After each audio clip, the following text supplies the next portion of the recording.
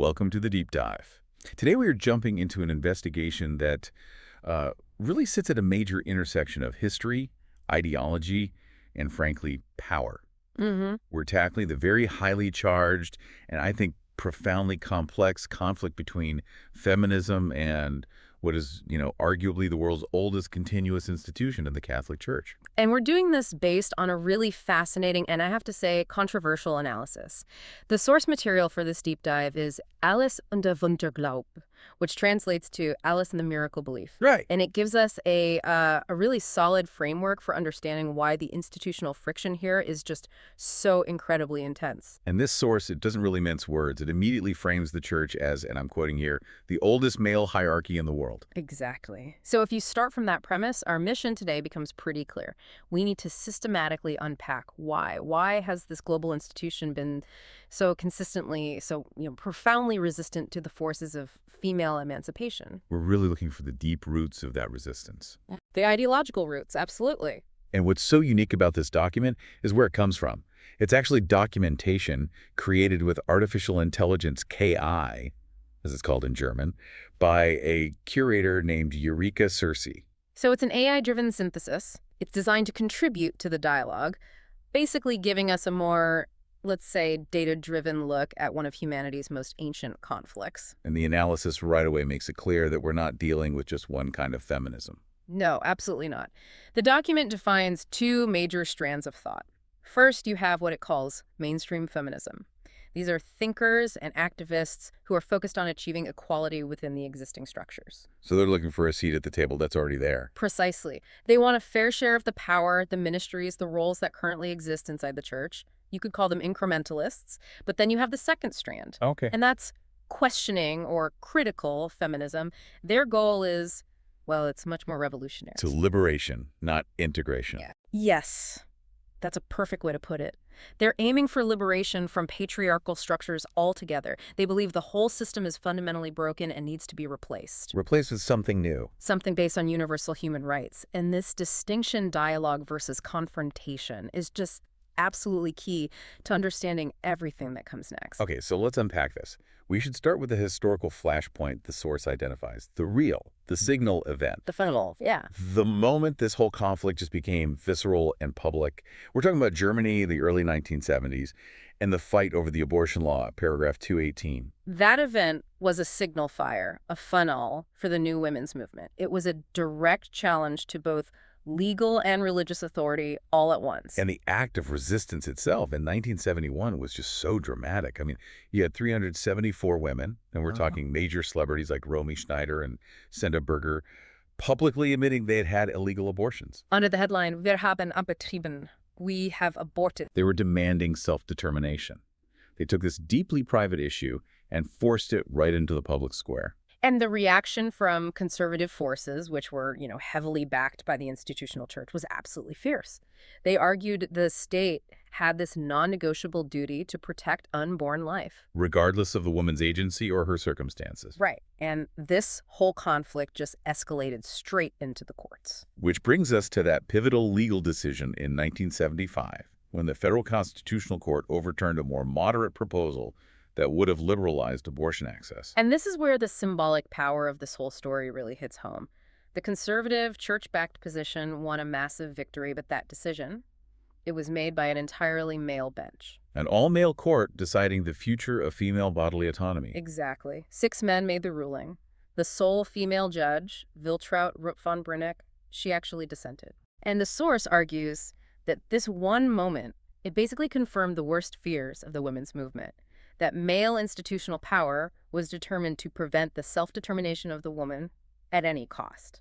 So that's the core ideological divide right there. Female autonomy on one side and this institutional divine mandate on the other. That's it. And that local German conflict just became this global symbol for so many feminists. The Catholic Church was suddenly the the uncompromising face of patriarchy. It was. Let's move from that single event to the two core structural issues the source highlights, the dogmas that maintain this system, the system that critics have called spiritual apartheid. Right.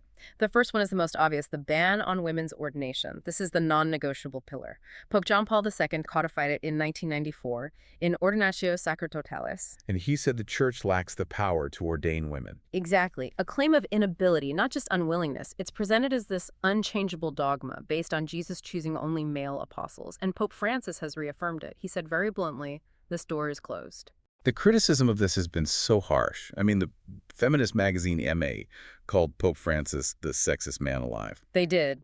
Because they argue this structural exclusion from all power positions, from administering sacraments, celebrating Mass, it creates a real spiritual apartheid system. A system where women are, quote, second-class people. And think about what that means in practice. No matter how devout or brilliant a Catholic woman is, her relationship with God and the Church is always mediated through a male priest.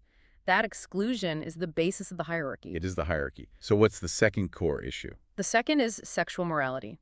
And this is all about control of the female body on a massive personal scale.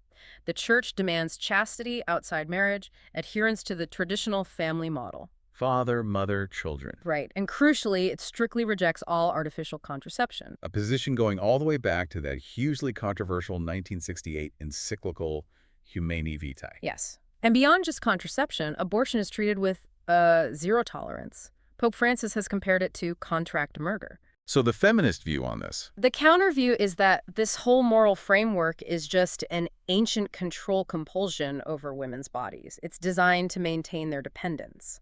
But the source points out this huge disconnect between the absolute doctrine and reality. This is the massive internal contradiction. I mean, studies show that something like 97 or 98% of sexually active Catholic women in the United States use modern church-forbidden contraception. It's 98%. It's functionally ignored by almost everyone, so it raises this huge question.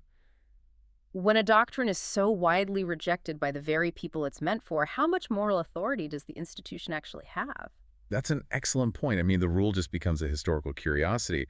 But despite this hard line from Rome, we're seeing what the source calls an Aufstand von innen, an uprising from within. Yes, let's talk about Maria 2.0. Okay. Launched in 2019, it's a direct, very visible protest by Catholic women against these male power structures.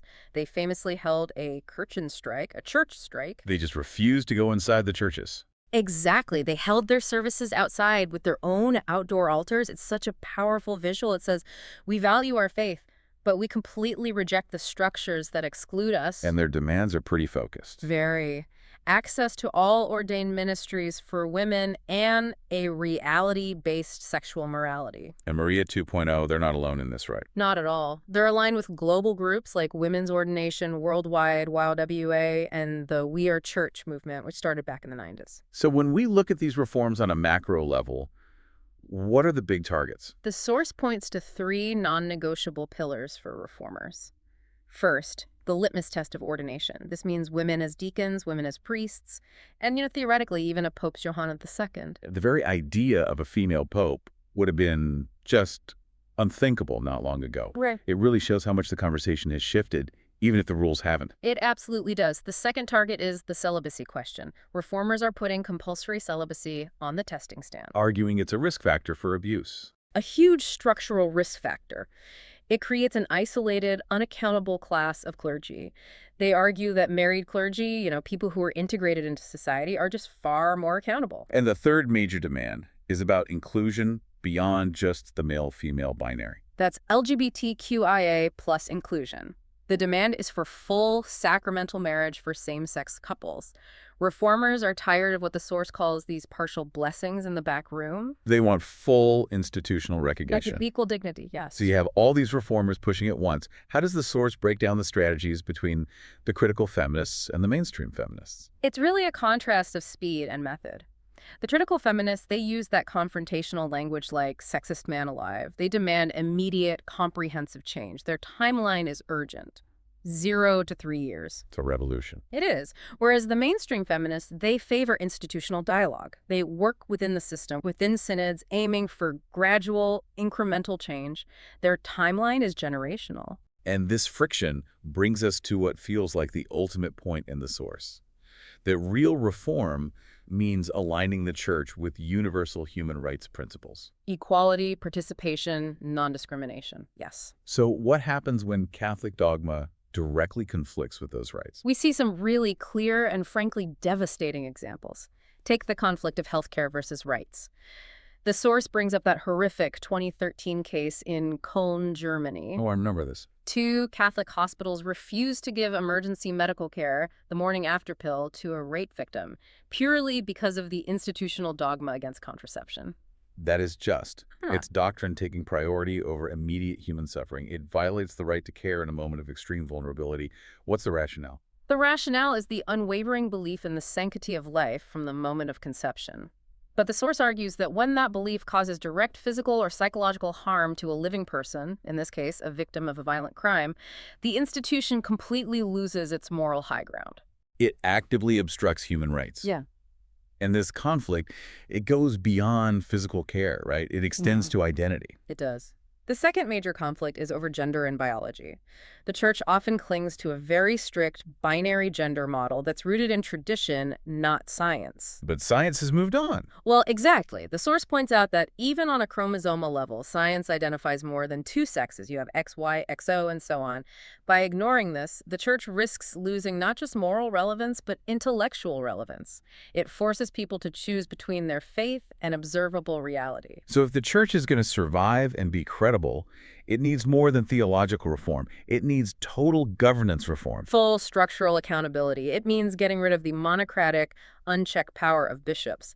And most critically, after the global abuse crisis, the mandate has to be clarity before loyalty. Clarity before loyalty. That's powerful. What does that look like in practice? It means independent oversight. It means external audits of finances and processes, and it means real, protected whistleblower mechanisms. The institution can no longer police itself. It has to become transparent and finally accountable to its members and to the world. So what does all this mean for you, the listener? Well, this tension between deep, ancient tradition and the modern push for emancipation is real, and the institution's response to these demands for equality, it's going to define its credibility for the rest of this century. And we're left with this really profound dilemma. The church is a global benefactor. It runs over 210,000 schools, massive social networks, but it's also a preserver of the old order, restricting the lives of millions of women through its doctrine. The question is, can it evolve? Can it go from defending a patriarchal vision to becoming a true champion of human rights for all genders, which is something its own gospel promises? And here's a final thought for you to mull over. This whole reform process is often described as a fight. So does the eventual success of women's liberation within the church depend more on the patient, inside work of mainstream reformers trying to build bridges and find compromise? Or does it depend on the relentless, uncompromising pressure and confrontation from the critical resistance on the outside? The strategy might dictate the timeline, but which one do you think secures true, lasting change?